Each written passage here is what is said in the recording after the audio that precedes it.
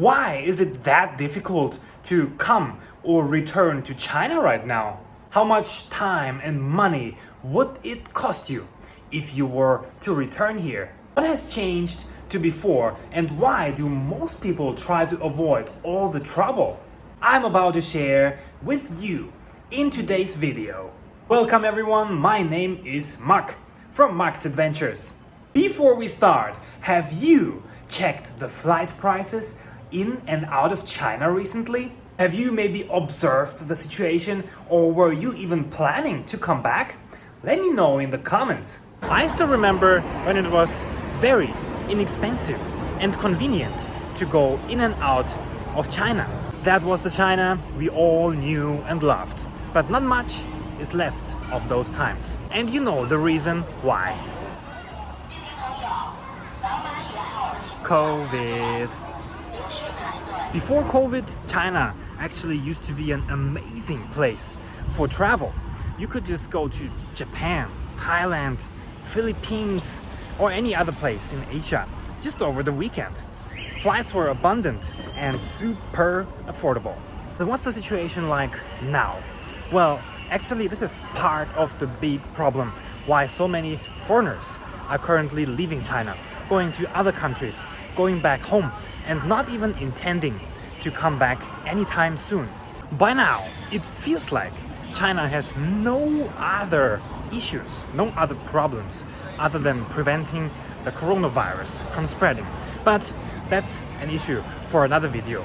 Let me tell you what it takes right now to leave or enter China. Let's assume you're one of the foreigners in China who are residing on a legal residence permit, like me, either for work or for being married here. That means you have the basic requirement to enter China, to come back to China. So basically it would mean you could come back or you could leave and return. In case you do not have any valid residence permits, it will be almost impossible for you to come to China right now, as there's basically no new visas for business or for travel issued in the moment. Say you do meet these requirements and you're getting ready to board a flight to China. But first of all, you need to be vaccinated. You need to provide 3 coronavirus tests prior to flying into China.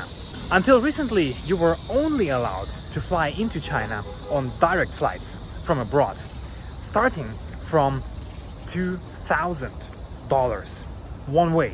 Depending on the country of your departure, flight tickets would go up to 10,000 or even more US dollars for a one-way ticket into China. Imagine this price. Now this restriction has been lifted recently. You can actually take one layover flight right now into China, but still the prices are very, very high.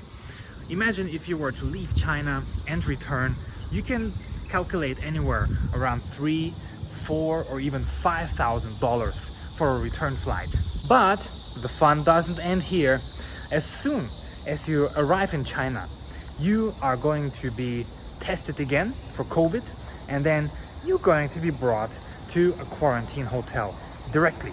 You cannot choose what kind of hotel, you cannot choose the price, you cannot choose the living conditions. It's just going to be in the city where you enter the country. You're going to be quarantined for 7 days in a hotel, and another 3 days if you own or if you rent a home, a place here in China.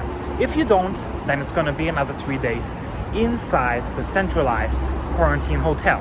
Well, the cost of the quarantine is another around $50 to $100 a day. So for another 10 days, you're around $500, $1,000.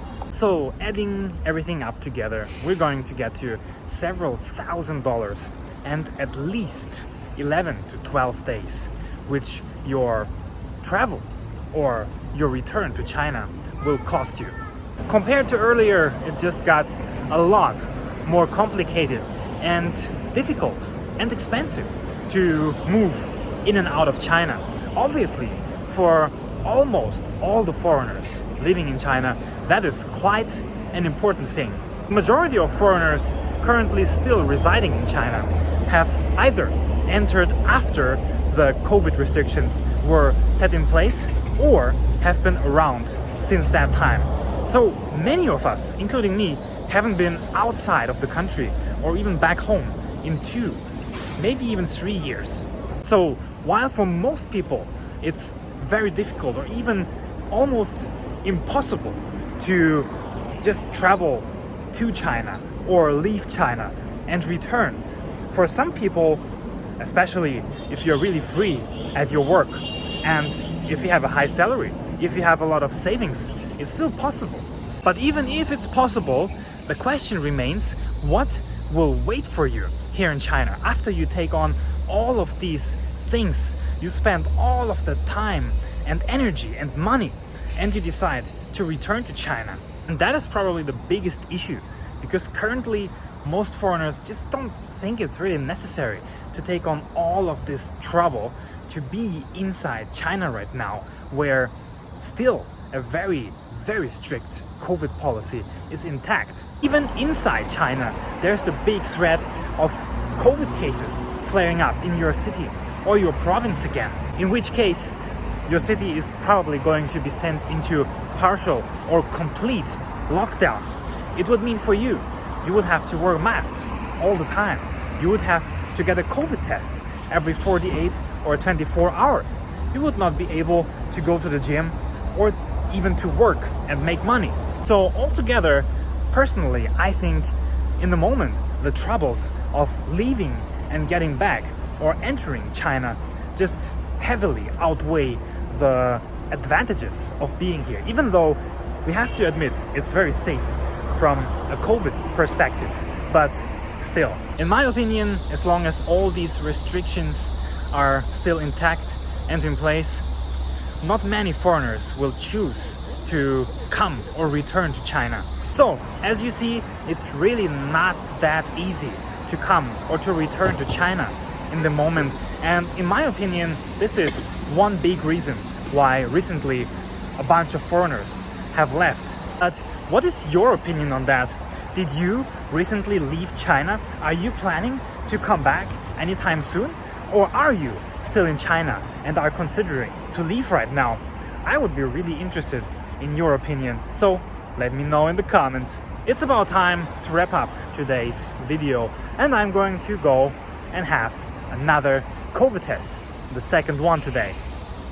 If you enjoyed today's video, don't be shy, leave a like and subscribe to my channel if you want to see what is going on in China and in the rest of the world.